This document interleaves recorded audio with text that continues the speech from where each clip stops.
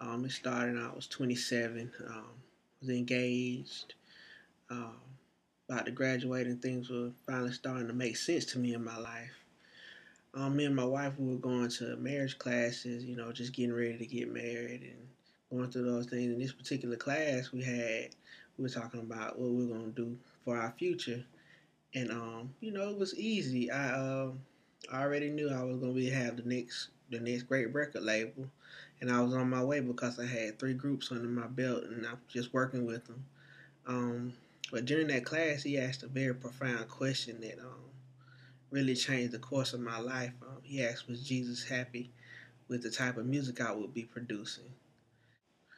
Now, this question got me to thinking. As a matter of fact, it got me thinking for about 3 years.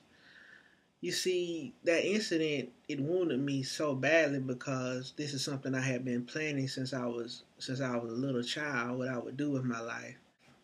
And to find out that Jesus wasn't even happy with what I was doing, I couldn't be consoled. It was like, you know, there was nothing else you could tell me. I even ignored the advice he gave me to do music for Jesus.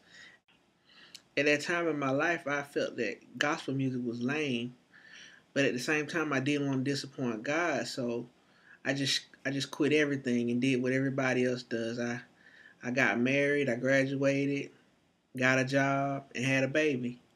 So at that time, time passed by, and then my 30th birthday started coming around, and I began to examine my life and what I was doing, and began to realize that I wasn't happy with what I was doing. I wasn't happy with my life, and I wasn't doing what God purposed me here to do. So I began to just grow spiritually and maturing in Christ, and He began to give me the same feelings I used to have before of assurance and knowing my direction and what I was going to do. And it was during this time He began to give me the concept of elect media. And what elect media is, it's a route for Christian artists to take to be represented by a group of people or a company that has their same interests in mind, their same interests at hand, and wants to see them be the best they can be for Christ to affect the world.